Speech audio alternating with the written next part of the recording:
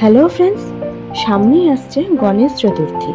আর গণেশজির সবথেকে প্রিয় মিষ্টি হলো মোদক আর লাড্ডু। গণেশ চতুর্থীতে গণেশজিকে 21টি মোদকের ভোগ নিবেদন করা হয়। আজকে তোমাদের সাথে একটা স্পেশাল মোদকের রেসিপি শেয়ার করছি, স্টাফড মালাই মোদক। এটা বানাতে যে খুব একটা বেশি সময় লাগে তাও নয়, আর বাড়িতে থাকা অল্প কিছু উপকরণ দিয়েই কিন্তু এটা বানানো যায়। তাহলে চলো আজকের রেসিপি স্টাফড মালাই মোদকটা স্টার্ট করা যাক।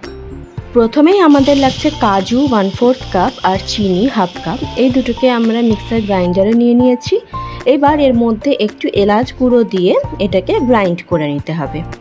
এবারে এই মিক্সচারটা ননস্টিক প্যানে ঢেলে দেওয়া হলো, আর এর মধ্যে অ্যাড করা হচ্ছে 1 কাপ মিল্ক পাউডার।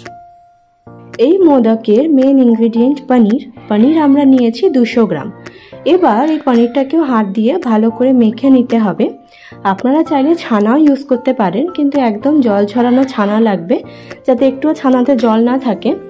তারপর ছানাটাও এভাবে মেখে নিতে হবে। এই দেখুন আমাদের পনিরটা ভালো করে মাখা হয়ে গেছে। এবার এটাকে আমরা এর মধ্যে অ্যাড করে দিলাম। এবার আমাদের লাগবে দুধ। তো দুধও আমি দিয়েছি 1/2 কাপ, আর দুধটা আমাদের লাগবে মালাইওয়ালা দুধ। তো যেহেতু এটা মালাই মোদক হচ্ছে, সেই জন্য একটু সরযুক্ত দুধই দিতে হবে।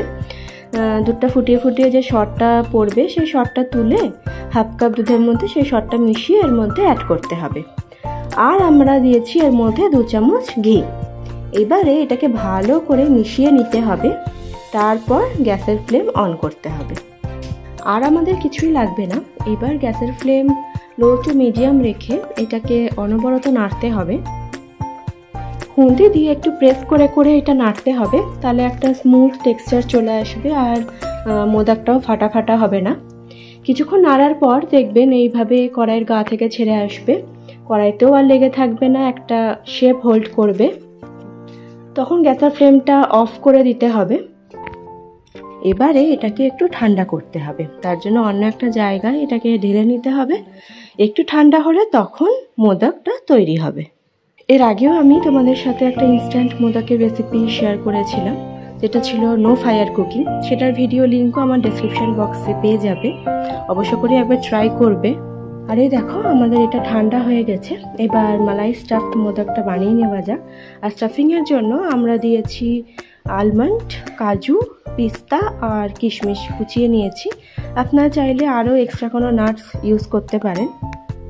এবারে মোদক মোল্ডে একটু ঘি ব্রাশ করে দিতে হবে। এখান থেকে অল্প অল্প করে পোর্শন নিয়ে মোল্ডের সাইডে একটু প্রেস করে দিতে হবে এভাবে। তারপর এর মধ্যে অল্প পরিমাণে একটু স্টাফিং দিতে হবে, আর নিচের পোর্শনটা আবারও এই ডোটা দিয়ে ভরে দিতে হবে।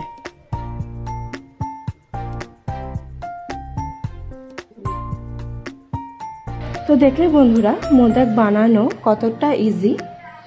এ দেখো আমাদের মালাই স্টাফড মোদক রেডি। এইভাবে সবগুলো মোদক বানিয়ে নিতে হবে।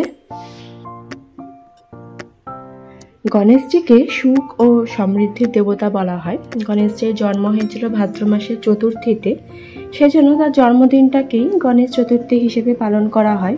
গণেশ চতুর্থীর পুজো 10 দিন ধরে হয়। 10 দিন ধরে তার পছন্দ মতন ভোগ বানিয়ে তাকে নিবেদন করা হয়। তার পছন্দ ভোগের মধ্যে হলো মোদক। অনেক রকমের মোদক বানিয়ে তাকে নিবেদন করা হয়। লাড্ডু, কলা, এগুলো হলো ভগবানের ভীষণ প্রিয় ভোগ। আর আমরা সবাই জানি মহারাষ্ট্রতে গণেশ চতুর্থীটা খুব ধুমধাম করে পালন করা হয়। আমাদের যেরকম এখানে দুর্গা পুজো, সেরকম ওখানে গণেশ চতুর্থী। সেই জন্য গণেশ চতুর্থীর দিন বাড়িতেই খুব সহজেই মোদক বানিয়ে ভগবানকে ভোগ নিবেদন করুন। আর আজকে তোমাদের এই মালাই স্টাফড মোদকের রেসিপি কেমন লাগলো সবাই কমেন্টে জানিও। ভালো লাগলে লাইক করো, শেয়ার করো, সাবস্ক্রাইব করো। সবাই ভালো থেকো।